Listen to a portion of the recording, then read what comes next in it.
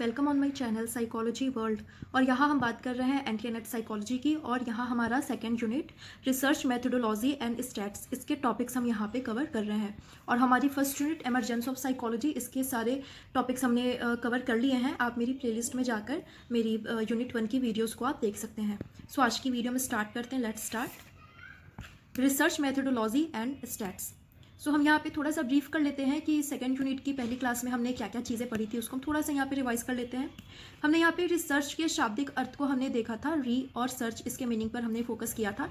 साथ ही साथ हमने what is scientific research, what is psychological research, इसके बारे में भी हमने डेफिनेशन को पढ़ा हुआ था। इसके बाद आगे हमने साइकोलॉजिकल रिसर्च के टाइप्स को हमने देखा था, और जिसमें कि हमने देखा था कि साइकोलॉजिकल रिसर्च के दो टाइप्स बतलाए गए हैं, theoretical research and empirical research. और थ्योरेटिकल रिसर्च के भी दो टाइप्स हैं, library research and theory construction. And आगे हमने देखा था कि एम्पिरिकल रिसर्च के भी थ्री सब टाइप्स दे रखे हुए हैं, ऑब्जर्वेशन, कोरिलेशनल एंड एक्सपेरिमेंटल। सो हमारी लास्ट वीडियो में हमने थ्योरेटिकल रिसर्च की बात हमने कर ली थी, और थ्योरेटिकल रिसर्च के हमने दोनों टॉपिक्स को हमने कवर कर लिया था, लाइब्रेरी रिसर्च और थ्योरी रिसर्च को हमने पढ़ लिया था। और आज की इस वीडियो में हम बात करेंगे एम्पिरिकल रिसर्च के बारे में, व्हाट इज एम्पिरिकल रिसर्च, इसके टाइप्स और सब टाइप्स को भी हम देखेंगे। सो आज की वीडियो में स्टार्ट करते हैं। Let's start. एम्पिरिकल रिसर्च, इसको हिंदी में हम आनुभविक शोध कहते हैं।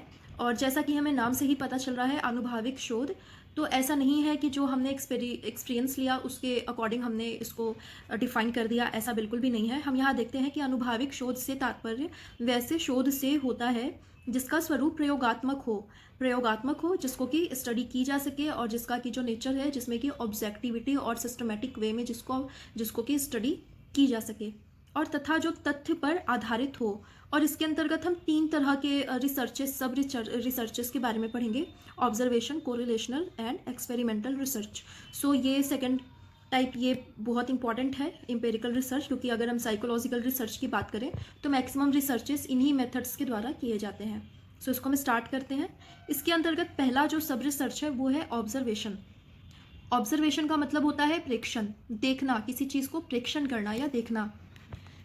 मनोवैज्ञानिक शोध की अगर हम बात करें तो साइकोलॉजी के अंतर्गत जितने भी रिसर्चेस किए जाते हैं तो उनमें प्रेक्षण का एक बहुत ही बड़ा रोल होता है, और प्रेक्षण का यूज़ बहुत ज़्यादा किया जाता है। So what is observation? So observation या प्रेक्षण वैसे शोध को कहा जाता है जिसमें शोधकर्ता, रिसर्चर, चरों में बिना किसी तरह के जोड़ तोड़ किए ही अध्ययन करता है। मीन्स यहाँ पे वेरिएबल एक वर्ड आया है, वेरिएबल। What is variable? तो वेरिएबल वो होता है जिसको कि मापा जा सके, और वेरिएबल पर मैं पूरी वीडियो में बनाऊंगी आगे वेरिएबल का पूरा टॉपिक हमें पढ़ना है, टाइप्स ऑफ वेरिएबल भी हमें पढ़ना है, तो वहाँ पे आपको वेरिएबल का मतलब और अच्छे से क्लियर हो जाएगा। यहाँ आप यही समझिए कि वेरिएबल का मतलब होता है मीन्स जिन चीज़ों को मापा जा सके उसे ही वेरिएबल कहा जाता है। और यहाँ पे ऑब्जर्वेशन में क्या होता है कि अगर व्यक्ति को किसी चीज़ की स्टडी करनी है, जैसे बच्चे अगर खेल के मैदान में अगर बच्चे खेल रहे हैं, अगर किसी रिसर्चर को स्टडी करनी है कि बच्चे किस तरह से खेल रहे हैं, सारे बच्चे किस तरह का बिहेवियर कर रहे हैं, क्योंकि कुछ बच्चे हम देखते हैं कुछ थोड़े से शांत होते हैं, कुछ बच्चे ज़्यादा एक्टिव होते हैं, कुछ बच्चे थोड़े से एग्रेसिव भी होते हैं। सो वहाँ पे अलग अलग तरह के बच्चों का अध्ययन, वहाँ पे जो रिसर्चर है वो सिर्फ उनको दूर से ही उनको बस देख कर ही उनकी स्टडी करता है, उनमें किसी भी तरह का चेंजेस नहीं लाता। और अगर हम बात करें तो जनरली हम जानते हैं कि ऑब्जर्वेशन को जनरली दो भाग में बांटा जाता है, एक तो सहभागी प्रेक्षण और दूसरा है असहभागी प्रेक्षण, participant observation and non participant observation. तो इसको मैंने यहाँ डिफाइन नहीं किया है, इसको आप समझ लीजिए। सहभागी प्रेक्षण, पार्टिसिपेंट ऑब्जर्वेशन, इसका मतलब होता है कि अगर जो रिसर्चर है, जब रिसर्चर बच्चों के साथ खुद भी उसमें घुल मिल जाता है, उनके साथ खेलने लगता है और उनके बिहेवियर को नोटिस करता है, स्टडी करता है, नोट करने लगता है, मीन्स खुद भी उनके ग्रुप में शामिल हो जाता है, तो ऐसे स्टडी को हम सहभागी ऑब्जर्वेशन स्टडी कहा जाता है। और असहभागी अध्ययन में क्या होता है कि जो प्रेक्षक है या रिसर्चर है या ऑब्जर्वर है, वो बस दूर से ही, वो ग्रुप में शामिल नहीं होता, किसी को कुछ भी नहीं कहता, वो दूर से ही चुपचाप ऑब्जर्व कर रहा होता है और बच्चों के बिहेवियर को वो नोटिस कर रहा होता है। सो आई होप आपको ये क्लियर हो गया होगा व्हाट इज सहभागी एंड असहभागी। और आगे हम देखते हैं, अगर हम ऑब्जर्वेशन को और डिटेल में पढ़ेंगे तो आगे हम देखते हैं कि इसके और भी दो अलग भाग बतलाए गए हैं, जो कि होता है, पहला है स्वाभाविक प्रेक्षण, natural observation, and second one is प्रयोगशाला प्रेक्षण या लेबोरेटरी ऑब्जर्वेशन। इसको हम समझ लेते हैं। Natural observation, what is natural observation? So इसमें क्या होता है कि इसमें जब व्यक्ति के व्यवहारों का प्रेक्षण किसी स्वाभाविक परिस्थिति में किया जाता है तो उसे स्वाभाविक प्रेक्षण भी कहते हैं, जैसे बस अड्डा, स्टेडियम या फिर ये रेलवे स्टेशन। तो इस तरह से हम इसको एक एग्जाम्पल के थ्रू हम समझते हैं। नेचुरल ऑब्जर्वेशन, नाम से ही हमें पता लग रहा है स्वाभाविक प्रेक्षण एक नेचुरल कंडीशन में, नेचुरल सिचुएशन में किया जाता है।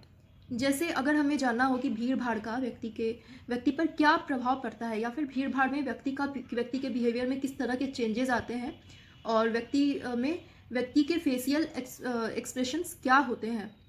सो इसके लिए ऑब्जर्वर किसी भीड़ भाड़ वाली जगह पे चला जाता है, या तो वो रेलवे स्टेशन पर चला जाता है, वहाँ भी काफ़ी क्राउडिंग होती है, या तो ऑब्जर्वर स्टेडियम में चला जाता है, बस अड्डे पर चला जाता है, मीन्स ऐसी भीड़ भाड़ वाली स्थिति में चला जाता है। और वहाँ पे वो उन्हीं कंडीशंस में उनका अध्ययन करता है कि काफ़ी क्राउडिंग है, कुछ लोग इधर जा रहे हैं, कुछ लोग उधर जा रहे हैं, लोग अपने सामान को भी देख रहे हैं, अपने सामान को भी सेव कर रहे हैं, और साथ ही अपने आप को भी सेव कर रहे हैं, और उनके फेशियल एक्सप्रेशंस भी बहुत जल्दी जल्दी चेंज होते हैं, और व्यक्तियों को देखकर लगता है कि वो काफ़ी क्राउडिंग में काफ़ी एक तरह का एक तनाव फील कर रहे हैं, एक तनाव महसूस कर रहे होते हैं। सो इस तरह का जो नेचुरल कंडीशंस में, नेचुरल परिस्थितियों में जो स्टडी की जाती है, जो ऑब्जर्वेशन किया जाता है, उसको नेचुरल ऑब्जर्वेशन कहा जाता है। लेकिन इसकी क्या लिमिटेशंस है नेचुरल ऑब्जर्वेशन की, कि यहाँ पे अगर किसी ऑब्जर्वर को स्टडी करनी है कि भीड़ भाड़ से किसी भी व्यक्ति का फेशियल एक्सप्रेशन क्या होता है, तो वहाँ पे हम देखते हैं, अगर हम रेलवे स्टेशन की बात करें तो वहाँ पे हम देखते हैं कि क्राउडिंग तो होती ही है, साथ में और भी अलग अलग वेरिएबल्स भी हो सकते हैं जिनका की इफेक्ट उस व्यक्ति पे पड़ सकता है। तो यहाँ पे क्या होता है कि ऑब्जर्वर हर वेरिएबल को कंट्रोल नहीं कर सकता। ऐसा भी हो सकता है कि रेलवे स्टेशन के पास काफ़ी क्राउडिंग हो और अचानक से बहुत तेज़ तूफान आ जाए, या फिर बहुत तेज़ बारिश हो जाए, या फिर वहाँ पे क्या हो कि किसी का सामान चोरी हो जाए, तो वहाँ पे भी सिचुएशंस अलग अलग बनेंगे। मीन्स क्राउडिंग का तो इफेक्ट रहेगा ही रहेगा, साथ ही ये जो एक्स्ट्रा अलग अलग वेरिएबल्स भी हैं उनका भी इफेक्ट व्यक्ति के एक्सप्रेशन पर दिखने लगेगा। तो इस मेथड की, नेचुरल ऑब्जर्वेशन की एक यही लिमिटेशन है कि यहाँ पे क्या होता है कि ऑब्जर्वर हर परिस्थिति को, हर वेरिएबल को कंट्रोल नहीं कर पाता है, और उन वेरिएबल्स का भी इफेक्ट उसकी स्टडी पे पड़ता है।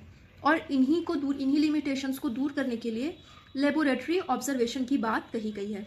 इसमें क्या होता है कि इसमें घटनाओं का प्रेक्षण नियंत्रित स्थिति में किया जाता है। मीन्स इसमें क्या होता है कि एक जो ऑब्जर्वर होता है वो एक जगह पे एक ग्रुप को इन्वाइट करता है, और वहाँ पे काफ़ी क्राउडिंग वाली स्थिति हो जाती है और व्यक्ति उसका प्रेक्षण करता है। मीन्स यहाँ पे व्यक्ति कुछ भी नहीं करता, मीन्स यहाँ पे अचानक से तूफान आने वाली बात, या फिर रेलवे पलट जाने वाली बात, या फिर बारिश वाली कोई भी ऐसे वेरिएबल्स वहाँ पे कंट्रोल हो जाते हैं। व्यक्ति क्या होता है, ऑब्जर्वर एक रूम में एक क्राउडिंग क्राउडिंग लाता है, एक ग्रुप लाता है, और उनके फेशियल एक्सप्रेशंस का वो स्टडी करता है। सो यहाँ पे क्योंकि और भी जो बाहरी वेरिएबल्स होते हैं, एक्सट्रानिवस वेरिएबल्स होते हैं, वो कंट्रोल हो जाते हैं और रिसर्चर अपने स्टडी को प्रॉपर कर पाता है। तो यहाँ पे दो वर्ड आता है जिसको कि मैंने यहाँ नोट किया हुआ, एक तो प्रयोगशाला प्रेक्षण, लेबोरेटरी ऑब्जर्वेशन, और दूसरा वर्ड आता है प्रयोगशाला प्रयोग, लेबोरेटरी एक्सपेरिमेंट। तो कई बार बच्चे इन दोनों को एक ही समझने लगते हैं, इसलिए मैंने इनको अलग अलग करके लिखा हुआ है कि प्रयोगशाला प्रेक्षण, इसमें घटनाओं का प्रेक्षण नियंत्रित स्थिति में किया जाता है। प्रयोगशाला प्रेक्षण, लेबोरेटरी ऑब्जर्वेशन, प्रयोगशाला प्रयोग, लेबोरेटरी एक्सपेरिमेंट से भिन्न होता है। प्रयोगशाला प्रेक्षण में क्या होता है कि चरों का जोड़ तोड़ नहीं किया जाता, उन्हें बस कंट्रोल कर लिया जाता है। जो बाहरी परिस्थितियां आ सकती थी, आंधी तूफान आने की या बारिश आने की, उसको बस व्यक्ति के द्वारा कंट्रोल कर लिया जाता है। और प्रयोगशाला प्रयोग जब हम करते हैं, लेबोरेटरी एक्सपेरिमेंट हम जब करते हैं, उसमें क्या करते हैं कि वेरिएबल्स को मैनिपुलेट भी कर देते हैं। जैसे कुछ वेरिएबल्स को हम कंट्रोल करते हैं और कुछ वेरिएबल्स को हम मैनिपुलेट कर लेते हैं। सो आगे प्रयोगशाला प्रयोग के बारे में भी, आगे हम एक्सपेरिमेंटल मेथड के बारे में भी पढ़ेंगे, तो उसमें वहाँ पे हम इसको और डिटेल में देखेंगे। सो आई होप आपको ये ऑब्जर्वेशन अच्छे से क्लियर हो गया होगा। आगे हम बढ़ते हैं, नेक्स्ट हम देखते हैं सेकेंड वन इज को रिलेशनल रिसर्च। यहाँ हम क्या पढ़ रहे हैं, इम्पीरिकल रिसर्च के बारे में पढ़ रहे हैं। और इम्पीरिकल रिसर्च के 3 टाइप्स हैं। पहला है ऑब्जर्वेशन, जिसके बारे में हमने पढ़ा। ऑब्जर्वेशन के अंतर्गत हमने 4 टॉपिक्स को देखा है, सहभागी, असहभागी, और नेचुरल ऑब्जर्वेशन, लेबोरेटरी ऑब्जर्वेशन। अब हम इम्पेरिकल रिसर्च के सेकंड टाइप को हम देखेंगे, जो है को रिलेशनल रिसर्च। सो गिलफोर्ड और गॉनबैक ने इसका समर्थन किया है। मीन्स गिलफोर्ड के द्वारा और गॉनबैक के द्वारा इसके बारे में बतलाया गया है। और गिलफोर्ड और क्रॉनबैक ने इसके बारे में बतलाते हुए कहा है कि सहसंबंधनात्मक शोध वैसे शोध को, वैसे रिसर्च को कहा जाता है जिसमें चरों में जोड़ तोड़ सीधे ना करके चयन की प्रक्रिया द्वारा किया जाता है, फिर उसे स्वाभाविक परिस्थिति में अध्ययन करके दोनों के बीच संबंध का अध्ययन किया जाता है कि कहाँ तक एक चर में किया गया जोड़ तोड़ दूसरे चर में किए गए जोड़ तोड़ से संबंधित होता है। जैसे इसको हम एक एग्जाम्पल के थ्रू समझते हैं कि अगर कोई रिसर्चर के पास में दो वेरिएबल्स हैं, एक तो इंटेलिजेंस और दूसरा है प्रॉब्लम सॉल्विंग कैपेबिलिटी। सो यहाँ पे व्यक्ति के पास, रिसर्चर के पास यहाँ पे दो चर होते हैं और रिसर्चर को इन दोनों के बीच में, यहाँ पे इन दोनों वेरिएबल्स के बीच में ये को रिलेशन जानना होता है कि इन दोनों के बीच में क्या रिलेशन होता है। क्या बुद्धि अधिक होने से प्रॉब्लम सॉल्विंग की कैपेबिलिटी अधिक हो जाती है, या फिर इसमें प्रॉब्लम सॉल्विंग में जो टाइम लगता है वो कम हो जाता है, या फिर सामान्य बुद्धि का और प्रॉब्लम सॉल्विंग कैपेबिलिटी का आपस में कोई संबंध नहीं रहता। इस तरह की स्टडी जब की जाती है तो उसको कोरिलेशनल रिसर्च कहा जाता है। तो यहाँ पे रिसर्चर क्या करता है कि सबसे पहले तो कुछ बच्चों को लेता है और उनको इंटेलिजेंस टेस्ट के द्वारा उनकी बुद्धि को चेक करता है, और वहाँ पे वो 2 ग्रुप या 3 ग्रुप बना देता है, एक तो बिलो एवरेज और एक एवरेज ग्रुप और एक अबव एवरेज ग्रुप। ये 3 IQs में बच्चों को बांट देता है। उसके बाद उनको प्रॉब्लम सॉल्विंग, उनको कुछ ऐसी प्रॉब्लम देता है और उनकी प्रॉब्लम सॉल्विंग कैपेबिलिटी की स्टडी करता है। उसके बाद देखा जाता है कि किस ग्रुप का क्या रिलेशन, मीन्स किस ग्रुप ने जल्दी प्रॉब्लम को सॉल्व कर लिया। एवरेज ने जल्दी किसी भी प्रॉब्लम को सॉल्व कर लिया, किसी पजल को सॉल्व कर लिया, या फिर अबव एवरेज बच्चों ने पजल्स को जल्दी से सॉल्व कर लिया, या फिर बिलो एवरेज बच्चों ने पजल्स को जल्दी से सॉल्व किया। इस चीज़ को रिसर्चर स्टडी करता है। उसके बाद अगर ऐसा होता है कि जो अबव एवरेज बच्चे होते हैं वो एवरेज बच्चे और बिलो एवरेज बच्चों की तुलना में वो जल्दी प्रॉब्लम को सॉल्व कर लेते हैं, मीन्स पजल्स को सॉल्व करने में कम टाइम लेते हैं और सही वो सॉल्व कर देते हैं, तो यहाँ पे रिसर्चर इस कंक्लूजन पर पहुँचता है या इस रिजल्ट पर पहुँचता है, जब बच्चे की IQ अधिक होती है तो बच्चा प्रॉब्लम को जल्दी सॉल्व कर लेता है और सही सॉल्व कर लेता है। सो इस तरह से इन दोनों के बीच में को रिलेशन देखा जाता है। आगे हम देखते हैं एम्पिरिकल रिसर्च का जो 3rd सब टाइप है वो है एक्सपेरिमेंटल रिसर्च। एक्सपेरिमेंटल रिसर्च या प्रयोगात्मक शोध वैसे शोध को कहा जाता है जिसमें चरों में जोड़ तोड़ करके उसके प्रभाव को दूसरे चर पर देखा जाता है। यहाँ पे क्या होता है कि मैनिपुलेशन किया जाता है, जैसा कि ऊपर मैंने बतलाया ये प्रयोगशाला प्रयोग के बारे में, जैसा कि मैंने बतलाया, और प्रयोगशाला परीक्षण के बारे में जैसा कि मैंने डिफरेंसेस बतलाया। मैंने ये छोटे छोटे पॉइंट्स ही नेट के एग्जाम में आते हैं, सो आप इन पॉइंट्स को, इन छोटे छोटे टिप्स को आप बहुत ही ध्यान में रखें। जैसे प्रयोगशाला परीक्षण के बारे में मैंने बतलाया कि इसमें चरों का जोड़ तोड़ नहीं किया जाता है, सिर्फ उन्हें कंट्रोल किया जाता है, और प्रयोगशाला प्रयोग में चरों का जोड़ तोड़ भी किया जाता है। आगे इसको हम डिटेल में समझते हैं कि जैसे अगर किसी रिसर्चर को रिवॉर्ड का इफ़ेक्ट देखना हो कि बच्चों की लर्निंग में रिवॉर्ड का क्या इफ़ेक्ट पड़ता है, तो वहाँ पे क्या होता है कि रिसर्चर इसको एक्सपेरिमेंट के थ्रू इसको देख सकता है। जैसे लेबोरेटरी में 2 अलग अलग ग्रुप बनाए जाते हैं, ग्रुप A और ग्रुप B, और उनको सेम लेसन उनको सिखलाया जाता है, और दोनों ग्रुप में एक ही IQ लेवल के बच्चे होते हैं। मीन्स यहाँ पे सारी कंडीशंस को कंट्रोल कर लिया जाता है, किसी भी एक्स्ट्रा न्यूएस वेरिएबल के इफेक्ट पड़ने का कोई भी चांस नहीं होता। मीन्स एक ही IQ लेवल के बच्चे भी होते हैं, एक ही लेसन भी होता है, और बच्चों में मेल फीमेल दोनों ही होते हैं।